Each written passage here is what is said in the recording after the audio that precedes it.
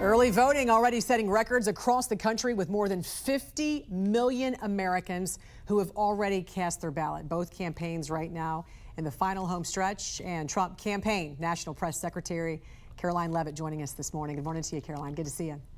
Good morning. Great to see you. Thanks for having us. Of course, what are your own polls right now, your own campaign polls telling you about this race? Is it that close, and what challenges do you see ahead in the home stretch? We released our internal data just a couple of weeks ago, and our internal data to this day shows that President Trump is leading in every single battleground state, winning in all 7. And we see that reflected in the public polling as well. So we're very confident that he will win next Tuesday. We are not taking our foot off the gas, not taking a single day for granted. President Trump is barnstorming the country. He'll be in North Carolina and Wisconsin tonight, and will be on the road for the next 6 days. Speaking of battleground states, you posted this recently, Caroline, on X. You wrote, "Attention, Pennsylvania. You have the right to stay in line when casting your vote. Do not let election officials turn you away during the operating hours." They posted, "If you are turned away, submit a report to our lawyers here." What's happening in Pennsylvania, Caroline? We've received reports from many voters on the ground who have said that they were in line for early voting during operating hours, arriving ahead of closing time, and they were turned away by election officials. In fact, it was caught on video, one of our supporters actually being arrested by law enforcement in Pennsylvania because she knew her rights and said, "I have a right to stay in this line. I have a right to stay here and cast my ballot." And so we have put public pressure on local officials in Pennsylvania. The Democrat Secretary of State has now come out to reiterate that, yes, voters do, in fact, have the right to stay in line. And so that's why we have this new website where folks can go to file claims if they feel as though they are being disenfranchised at the polls. We have hundreds and thousands of lawyers, not just in Pennsylvania, but every battleground state, who are ready to answer to these claims and ensure that every ballot can be cast and legally counted. Pennsylvania, one of these blue wall states, along with Wisconsin and Michigan. And when you hear stories like this, and you hear stories about ballot boxes being set on fire, how can you ensure election integrity this election cycle?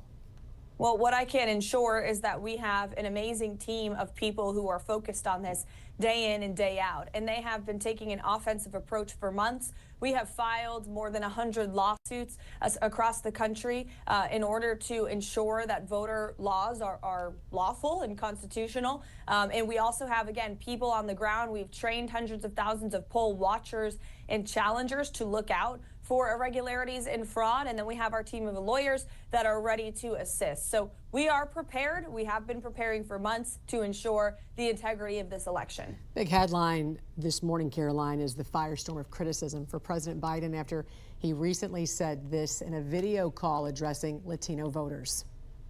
And just the other day, a speaker at his rally called Puerto Rico a floating island of garbage. Well, let me tell you something. I don't know the Puerto Rican that I know, or Puerto Rico, where I'm in my home state of Delaware. They're good, decent, honorable people. The only garbage I see floating out there is his supporters. His demonization of Latinos is unconscionable, and it's un-American. I know that the Trump campaign sent out a release on this just in the past, couple of hours. What's the campaign's reaction?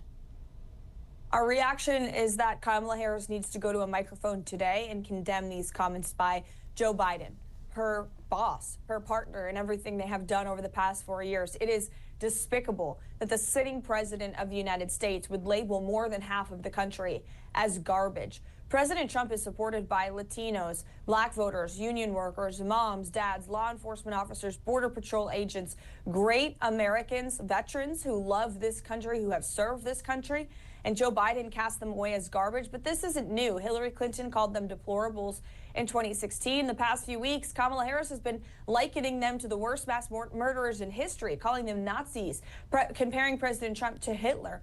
This is the divisive rhetoric of the political left. President Trump wants to be a president for all Americans, in blue states and in red states, of all races and religions. So anyone who wants to be part of a positive movement based on real solutions to fix the problems Kamala Harris has created is welcome to join our team. And very quickly, Caroline, what is the final message for the Trump campaign in this home stretch here? Sure, we got 6 days to do it. President Trump will be barnstorming the country, and the final message is very simple. Kamala Harris broke it. President Trump will fix it. She broke our border, broke our economy, broke our standing in the world. President Trump has real solutions to fix the problems she created in a record of success in his first term that he will return to and make it even bigger. Will make America affordable, safe, and prosperous again. Trump campaign National Press Secretary Caroline Leavitt, great to see you. Thanks for joining us this morning. Thank you.